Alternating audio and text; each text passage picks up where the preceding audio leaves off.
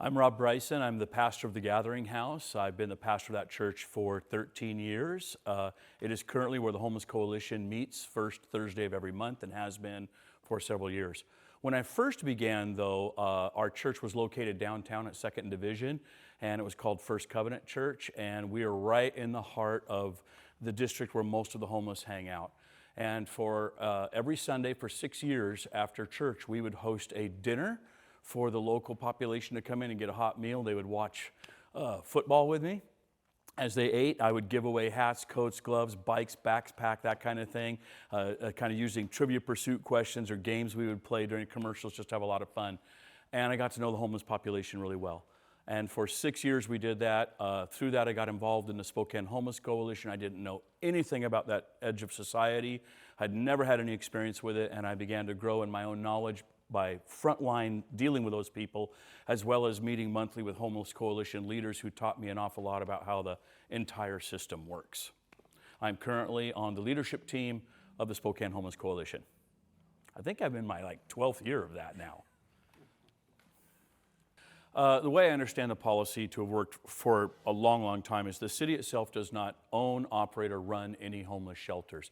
They fund private entities, nonprofits, businesses, others who will. So you submit an application in, and then the city rolls funding through the state and the federal government into those agencies who actually operate shelters, operate programs. I think if you look at the big three, Catholic Charities, Salvation Army, Union Gospel Mission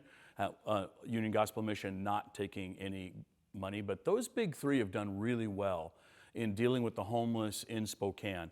And for the longest time, those big three could do the bulk of the need with a few other smaller agencies in and out.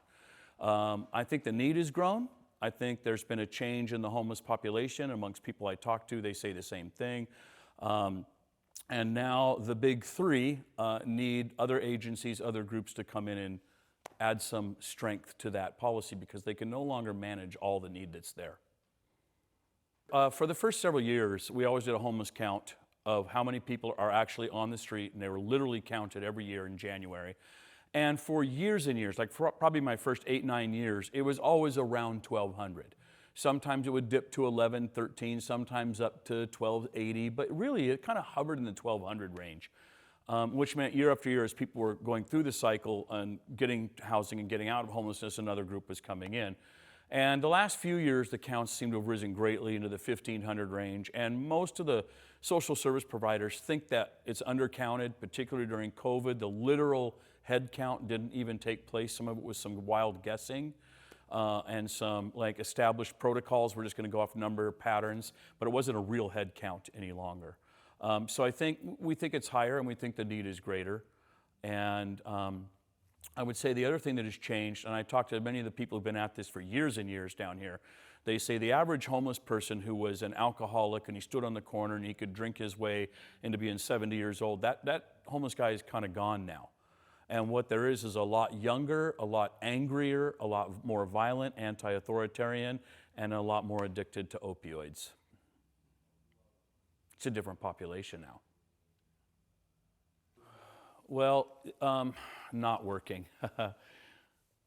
Boy, I would say that things that are not working right now is the idea that you could collect 200 people into a shelter and it's going to be okay because we're housing and feeding them, and the behaviors will be fine. Well, that's not true if the population is angrier, younger, more anti-authoritarian, and more drug addicted. Right? So now smaller pockets of 20 to 30 maybe is a better strategy than trying to get 250 of them at one location, all crammed together in one neighborhood in one location. So I think the idea of spreading out the potential for conflict, let's call it that, is a better idea and a better strategy than what has gone on in the past. The other thing is, and this has just sort of always been Spokane's reoccurring problem, which I've never fully understood. It always feels like every time the end of October rolls around, all the powers that be suddenly get surprised that it's cold outside and people are on the streets. We always know it's going to be cold, and we always know this is going to be the problem. And it always has felt like to me the last 30 days from mid-October to mid-November, we're scrambling trying to meet that need. when we always know that need's coming every year. It hasn't changed, it always is. And then we stretch it out from whether it lasts till March or lasts till April. So just simply saving lives and putting people in shelters where they won't be dying in our alleys and in our streets seems to be this reoccurring surprise problem every year. And I have never understood why we have not been able to tackle that in a timely manner, ahead of the game, shelters ready to go. By the time October 1 rolls around, we're ready to go. We have never seemed to be able to get that right. I think that everybody is learning a lot more now about mental health conditions. And I think what we're struggling with now is the concept of the mental health side of people who are on the streets, who have come from very broken, dysfunctional families. When I was doing the meals downtown, and 150 to 200 people came through every single Sunday, and they would spend time in our gym at the church downtown. And I rarely had any problems at all with anyone. They knew that that was a place, it was sanctuary, it was safe, it was kind of a chance to get in. And people would ask me, they'd say, well, what's the difference between the homeless population and your standard middle-class person? And I would say family.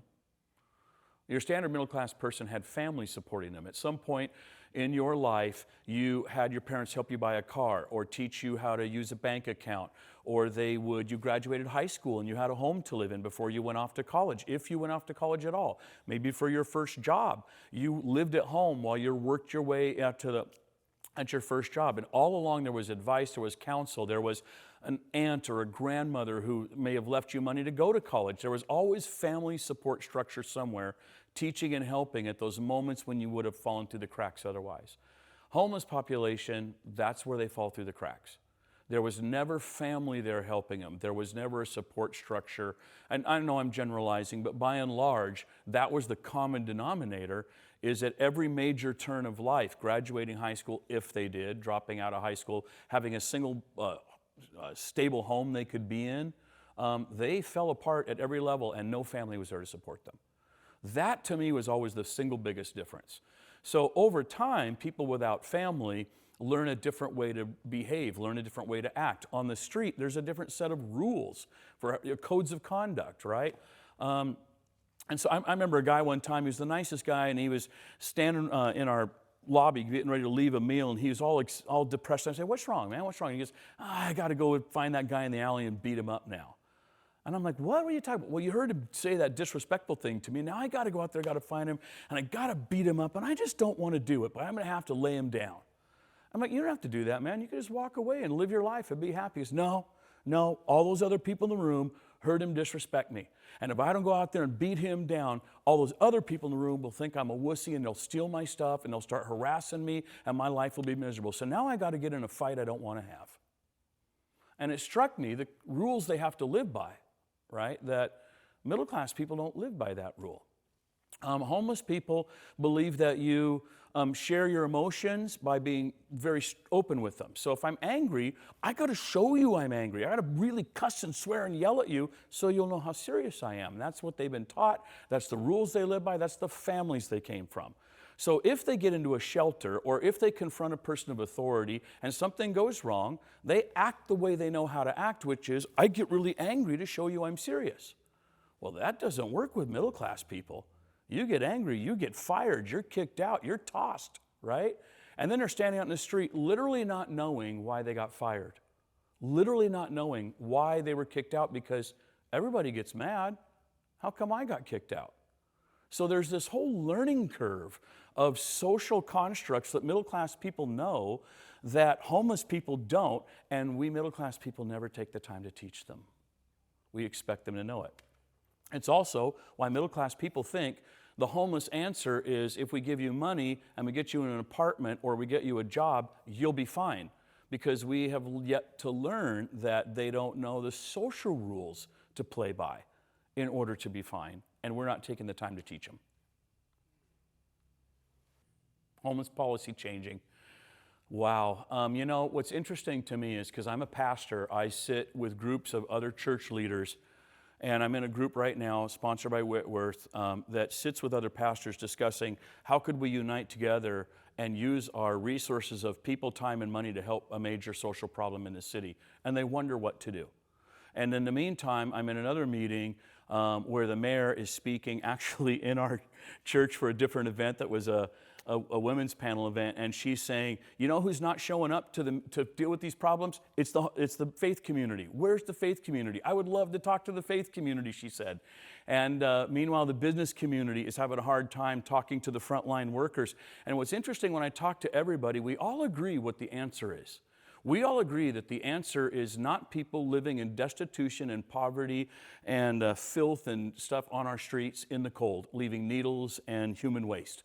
We all don't want that. We think what we want is people living in safe, clean shelters, managed and decent homes, getting their life back together and becoming a contributing member of society and not staying an addict. I don't care whether you're left or right.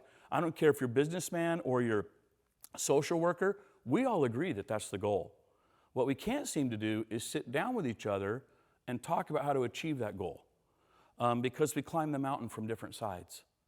Some people want to climb it from the economic issue side, some from the social side of human dignity, some from the side of, just liberal or conservative policy. But why is it we can't since we all agree what the goal should be, why can't we come to terms? And I think a lot of it is we can't talk to each other anymore.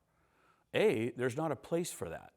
The places that seem to exist, there's a lot of yelling, shouting, and confrontation, or, hey, I never get to talk to the mayor, so this is my one chance to vent on her, or something. Or the business community. I never meet the business community, so now's my chance to yell at them. Or the business community being frustrated with homeless people who've been living in their doorsteps, finally get to talk to a social worker, and they're going to unload all their frustrations of what those people have done on that social worker. So if we could get all of that in check, back up a step, and come together to say, hey, we all agree what the solution should look like. Can't we do this together and talk to each other and figure it out? We're not at that step yet. Yeah, working together to build shalom, and shalom being peace is what the literal translation is, but it's actually got multiple meanings of well-being, wholeness, completeness, happiness, joy, everything works right. We're trying to get to shalom. And for us who come out of a Christian background, I would even say Jewish background, because most of our shalom understanding is Old Testament, is that we would see it as, if you look back at when God was building that society, how many times the phrase the widow, the orphan, and the foreigner occur. How the Old Testament societies dealt with their widow, their foreigner, and the orphan. The three lowest level, most impoverished classes of people in society was how God judged that society. Whether it was right or whether it was wicked, whether it was fair and just or not. How did you treat the widow, the orphan, and the foreigner? And I think we're kind of there in modern era, sort of looking to that model of, if God is judging us by that, how should we get to shalom? I've always felt like the faith community that's inside the pockets of city government and the business community and the churches and whatnot, the faith community might be able to sit at the table and talk together, particularly those of us who are Christians. Because those of us who are Christians, when we sit at the table, there ought to be a vacant seat at the head of the table, because we all say that's Jesus who gets to sit at that seat, and he's the head of the table. And the rest of us submit ourselves to him as we would see his leadership, his word, and him telling us what he wants done.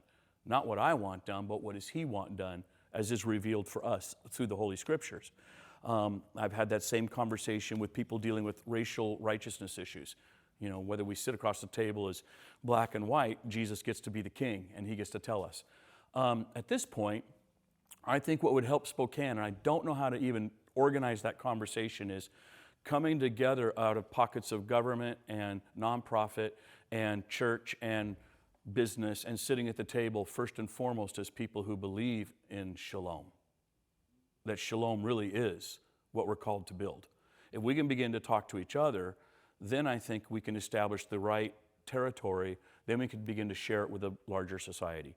Right now, when we're talking about shalom, it seems to be middle class or upper and middle class versus poverty class. It seems to be that's where the conversation's trying to be held out. I don't think we at this level have had the right conversations with each other. I think partly when we use the term shalom, I would like to flesh it out to what does that look like in a modern society? What is shalom? Because shalom would include a thriving business community. Shalom would include housing that everyone can have that's clean and fair. Shalom would include a justice system that works fairly and equitably for everyone. Shalom includes a whole bunch of concepts that aren't just getting people to not live on our streets, right?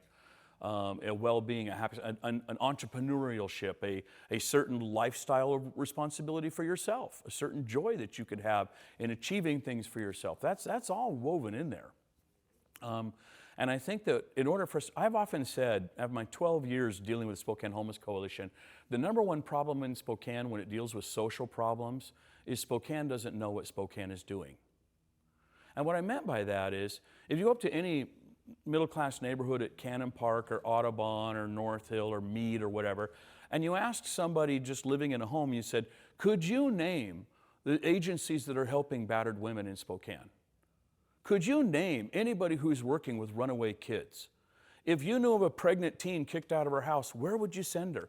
Could you name who's the best people working with drug addiction? Most people in Spokane couldn't name who's doing any of those things. And they're happening. But Spokane doesn't know what Spokane is doing in any of those arenas. And if we could all somehow find a way to talk to the larger Spokane so the average people knew, oh, if there's a battered woman, I know exactly where to send her. I know that Lutheran Community Services and YWCA and Union Gospel Missions Crisis Women's Shelter are probably the top three, but they're not the only ones, right? But right now, they don't know anything about average. I mean, a few do here and there, but most people in Spokane don't know what Spokane is doing. And so we're reinventing the wheel all the time, trying to start something that doesn't need to be started because somebody else is already doing that really well. Why don't you come alongside and help them? Well, I know I've talked a little bit about the warming center shelters and things like that, but I think we have to have a longer range understanding of transitioning from homelessness to productive citizen. And just because someone was homeless and then they got into transitional housing, right? And that transitional housing is funded by the government and they get to stay in a place that the government funds. What's the next step? How does the next step work? The next step would be what? Get a job, become self-sufficient, learn better family and relationship skills. That's a huge gap in my mind right now. Who comes alongside the homeless population that finally gets into housing and now they need 2 years to stabilize and learn and grow as a person?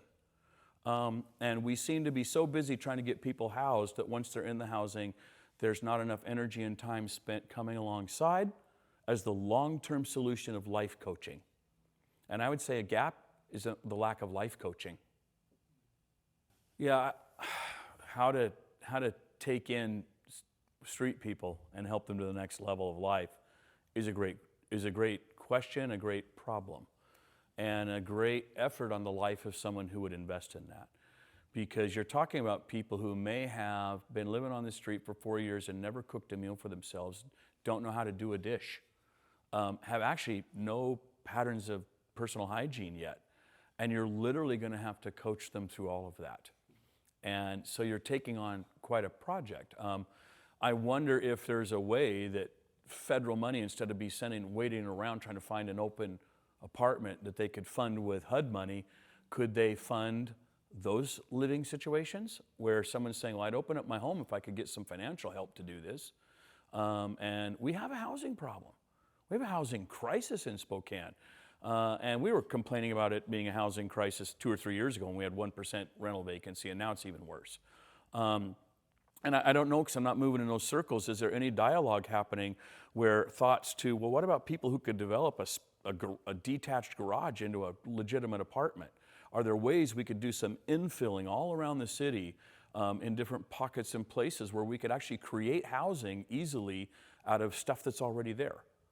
And I don't know, but it seems to me that would be a project to say, yeah, we could take on, I heard just the other day there's 840 homeless families, mom, dad, kids in Spokane. And I was like, 840? What if we had a policy or a way that we could create, like people with a detached garage, that I could create a little studio apartment. It's not long-term solution, but it's short-term, and we can put a family there for a while, and then we can be there, like they're not living actually in my house, but on my property, and I can coach them to the next level of life until they get self-sufficient and they can move on to the next level. And now I got a place for the next person to come in, whether they be homeless people or refugees or domestic violence survivors. I wonder if there's a way we could think about it other than just building another apartment complex. And I don't know who's working on that, if anyone. Yeah, I think the small solution is the next level of truly answering our problem. We have put the onus and the strain on Union Gospel Mission, Salvation Army, and Catholic Charities long enough. They have carried the weight of that problem for Spokane for decades. And now they can't carry that extra weight. So smaller nonprofits, startup kind of little ministries, churches need to step into the gap and say, we can figure out ways to pick up the excess now. And I think that's the solution. It's always flustered me when people who knew that the city does not own, operate, or fund any shelters have stood on our street corners with bullhorns yelling at the city to do something. When the city's sitting there like, you start it, we'll fund it. And they're like, you need to do it. You start it, we'll fund it. It's sort of the impasse of who's going to move next? Who's going to make the next move, right? The city's game to fund it. And I've heard from some social worker providers, and the city shouldn't run them because they would have to run them at such an exorbitant cost, paying city wages and prevailing wages and benefits and that for the employees of it, that they would be cost prohibitive. Why are there not other small little nonprofits popping up all over the place saying, we're not trying to solve 100 homeless people, we're trying to solve 2 families? Or a church saying, I'm not trying to deal with everybody living under the bridge, the Maple Bridge. I'm just trying to deal with these 4 homeless people. And we're going to find a way to put maybe 4 tiny houses on our church property, and we're going to coach them through life for the next couple of years. Can we do those things? I think it sounds like, gosh, it sounds like such easy, low-hanging fruit, doesn't it? And yet, it's too complicated for some reason. Closing thought I would have would be the fact that for 6 years downtown, it's known amongst the population that downtown for them also is a black hole. I know our business community is frustrated because they want a thriving business community in the downtown corridor, which is kind of the economic heartbeat of a city. And I would agree with that, because if the businesses aren't doing well, they're not being taxed. Those taxes aren't there to pass down to the social work programs. And even the homeless people know the downtown corridor is a black hole. If they're thrust down there, I've had many a time, a guy did 30 days in jail and he came out sober and he desperately didn't want to drink again. And I would have guys come into the church saying, just give me something to do. Can I mop this floor 4 times today just so I don't have to be out there? And I'd have guys doing it, trying desperately to stay sober. And usually it didn't work because their drinking buddies, their addict buddies, their street people buddies did not want them to succeed. Because if they succeeded, it meant it can be done. And if it can be done, then everybody's personally responsible for their own situation. And they'd rather say, see, nobody can crawl out of the black hole. We're all stuck here. There's nothing we can do. Let's get loaded, right? I think part of what we need to do in Spokane is figure out ways to solve our problems, moving things outside of the downtown corridor for the benefit of the homeless people, to not be stuck in the black hole of downtown.